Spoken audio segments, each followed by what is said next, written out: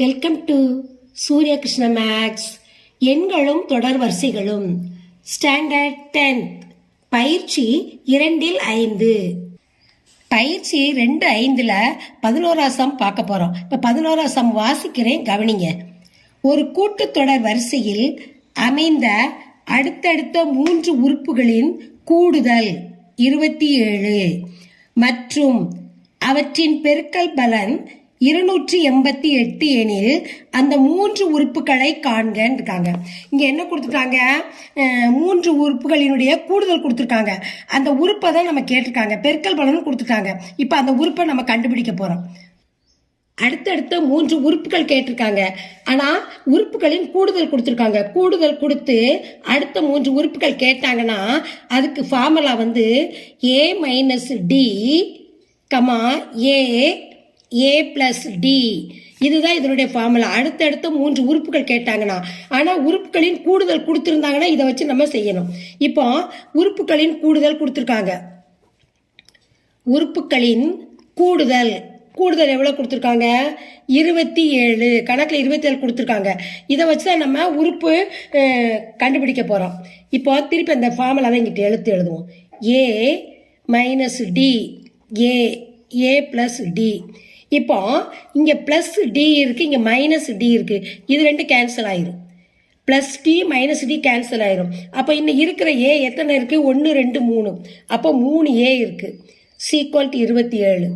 இது வந்து உறுப்புகளுடைய கூடுதல் 27 கொடுத்துருக்காங்க. அந்த 27 இந்த பக்கம் போடணும். இப்போ plus d minus d cancel ஆயிருச்சு.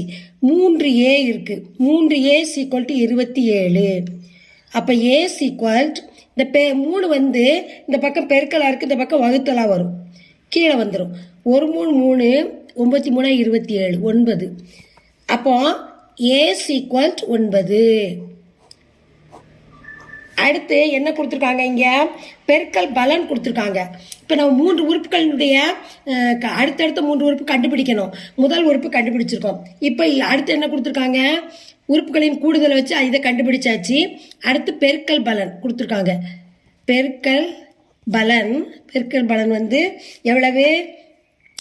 288 கணக்கில் கொடுத்துருக்காங்க. இதை வச்சு நம்ம செய்ய போறோம். இதுக்கு ஒரு ஃபார்முலா, இதே தான், இந்த ஃபார்முலா தான்.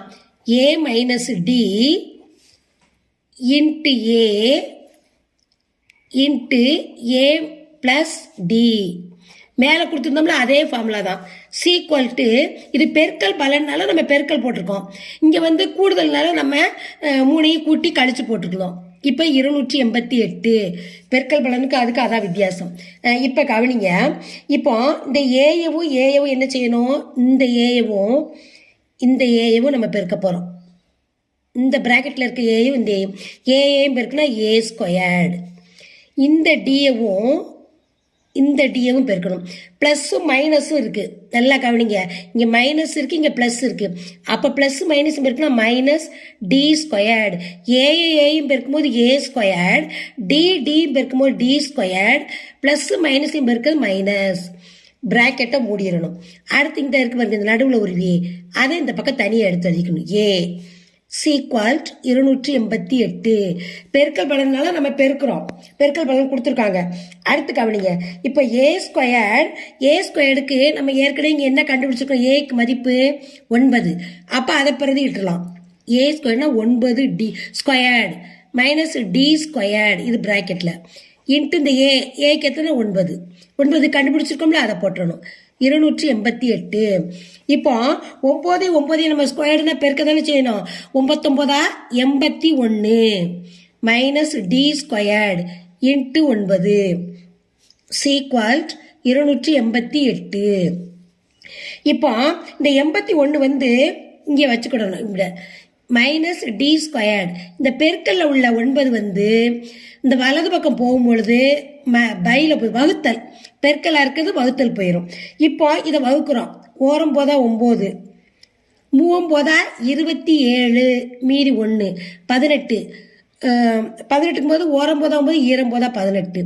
அப்போ 9 வந்து 288க்கு 32 தடவை போகுது. 32ஆல 9 288ஆல வகுத்தா 32 ஆன்சர். அப்ப 81 மைனஸ் டி ஸ்கொயர் 32. இப்ப இந்த 81 வந்து இங்க பிளஸ்ஸா இருக்குது. இந்த பக்கம் வரும்பொழுது மைனஸா வரும். Minus D squared 32 minus 81. இங்கே ப்ளஸ்ஸாக இருக்குது, அதனால இங்கே மைனஸாக வரும். ப்ளஸ் மைனஸ்னால் என்ன செய்வோம், நம்ம கழிப்போம். கழிச்சிட்டு பெரிய நம்பருக்குள்ளே இடதுக்குரிய பங்கு போடணும்.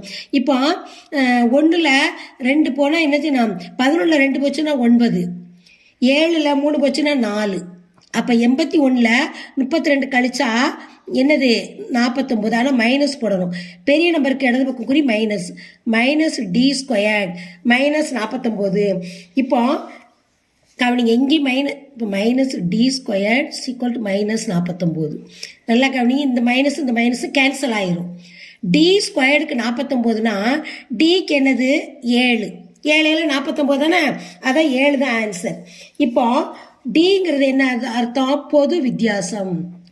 முதல்ல நம்ம என்ன கண்டுபிடிச்சோம், வித்தியாசம், பொது வித்தியாசம். D equal to 7.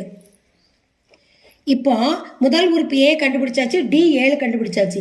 இப்போ நம்ம தீர்வு எழுத போகிறோம். தீர்வு இந்த கணக்கில் என்ன கேட்டிருந்தாங்க, அடுத்தடுத்த 3 உறுப்பு கேட்டிருக்காங்க, அதான் நம்ம இப்போ எழுத போகிறோம். அடுத்தடுத்த 3 உறுப்புகள் தான் கேட்டிருந்தாங்க. 3 உறுப்புகள், ஏன்னா உறுப்புகளின் கூடுதல் கொடுத்துருந்தாங்க, பெருக்கல் பலன் கொடுத்து உறுப்புகள் கேட்டிருக்காங்க. இப்போ நம்ம இப்போ உறுப்பு கண்டுபிடிச்சிட்டோம். என்னன்னா 2, 9, 16. இப்போ நான் ஏன் 9, இதுதான் முதல் உறுப்பு. 9 நம்ம முதல்ல கண்டுபிடிச்சிருக்கோம். அந்த 9 இங்கே போடணும். இப்போ இதுக்கு வித்தியாசம் பாருங்க, இதுக்கு என்ன வருது 7, இது 2க்கு 7, பொது வித்தியாசம் வருதா, 7 கண்டுபிடிச்சிருக்கோம். இப்போ முதல் உறுப்பு 2ன்னு போட்டிருக்கணும். நம்ம முதல் உறுப்பு 7, 9 கண்டுபிடிச்சிருந்தோம். கண்டுபிடிச்சா அதான் முதல் உறுப்பு இல்லை, ஏன்னா இது 3ஐயும் கூட்டுனா நமக்கு என்ன வருது, 2 + 9 + 16 கூட்டுங்க 27 வந்துருச்சா. அப்போ 3 உறுப்புகளின் கூடுதல் 27 வந்துருச்சா. அப்போ நம்ம முதல் உறுப்பு ஏக்கு 9 கண்டுபிடிச்சிருந்தோம். இப்போ பொது வித்தியாசம் கண்டுபிடிச்சாச்சு 7. அப்போ 7 கூட்டுனா 16 வரும். இது 7 கழிச்சா 2 வருது. அப்போ இது 3 கூட்டினா 16. இதுதான் 3 உறுப்புகளுடைய 3 உறுப்புகள். இதான் ஆன்சர். இந்த சம்மை சப்ஸ்கிரைப் பண்ணுங்கள், உங்கள் ஃப்ரெண்ட்ஸுகளுக்கெல்லாம் ஷேர் பண்ணுங்கள். இந்த சம்மில் எதுவும் டவுட் இருந்தால் கமெண்ட்ஸில் போடுங்க, நான் ரிப்ளை பண்ணுறேன்.